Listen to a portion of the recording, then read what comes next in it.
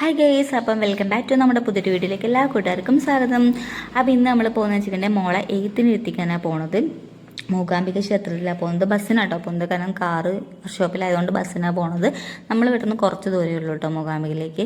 അപ്പോൾ നമ്മൾ രാവിലെ തന്നെ മൂകാംബികയിലേക്ക് പോയി. ഈ വീഡിയോ എടുത്തത് എയ്ത്തിന് എടുത്തത് നവമീൻ്റെ ആ സമയത്താണ്. പക്ഷേ ഇടുന്നത് എന്താ ലേറ്റ് ആണെന്ന് വെച്ചാൽ എൻ്റെ ഫോണിൽ വീഡിയോ ഇടാൻ പറ്റില്ല, കാരണം ചീത്തയായതുകൊണ്ട്, ഫോൺ ചീത്തയായതുകൊണ്ട്.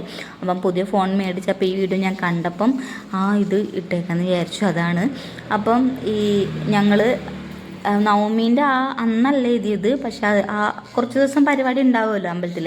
അന്ന് ഞങ്ങൾ ചോദിച്ചപ്പോൾ അന്ന് ഭയങ്കര തിരക്കായിരിക്കും, നമ്മൾ 4 മണിക്കൊക്കെ പോയി ക്യൂ നിൽക്കണം എന്നൊക്കെയാണ് പറയുന്നത്. അപ്പം ഈ സമയത്ത് തന്നെ എഴുതിയാൽ മതി എന്ന് പറഞ്ഞുകൊണ്ട് ഞങ്ങൾ ആ ഒരു ഡേറ്റിൽ അങ്ങ് എഴുതിച്ചു.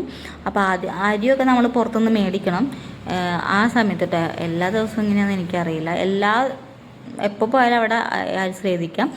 അപ്പോൾ അരിയിലൊക്കെ എഴുതിച്ചു. പിന്നെ അവിടുത്തെ മണ്ണിൽ എഴുതണം, മണ്ണിൽ എഴുതിയിട്ട് നമ്മൾ മായ്ച്ച് കളയണം, എല്ലാം അവിടെ നിന്ന് പറഞ്ഞു തരും.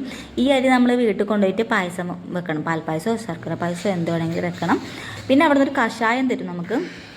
കഷായം കുട്ടിക്ക് 6 ദിവസം കൊടുക്കണം, അതായത് 1 വെച്ച് നിർത്തണം, 2 വെച്ച് നിർത്തരുതെന്ന്, അതായത് 2 ദിവസം അങ്ങനെ ഒറ്റ സംഖ്യ വെച്ച് നിർത്തണം എന്നാണ് പറയാറ്.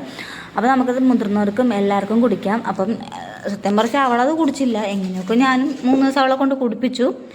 പിന്നെ ബാക്കി ഞാനും ചേട്ടനും കൂടിയും കുടിച്ചു. ആ സമയത്ത് നമ്മൾ ചിക്കൻ, മീൻ അങ്ങനത്തെ ഒന്നും കഴിക്കാൻ പാടില്ല കേട്ടോ. അത് കഴിഞ്ഞ് നാക്ക മേടിച്ച് നേരെ ഞങ്ങൾ വീട്ടിലേക്ക് പോകാമെന്ന് വിചാരിച്ചു.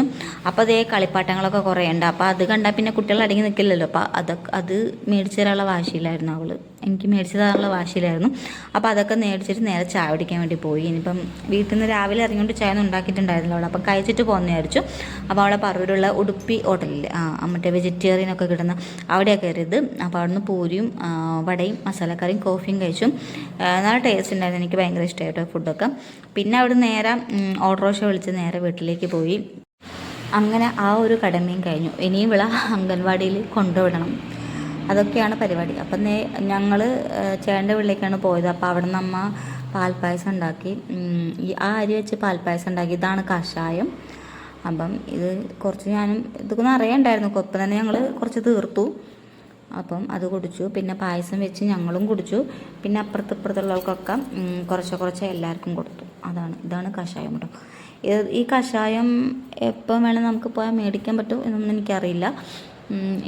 എഴുതിനെടുത്ത് ചേഞ്ച് കണ്ട് ഈ കഷായം മേടിക്കണം, അങ്ങനെയാണെന്ന് തോന്നുന്നു.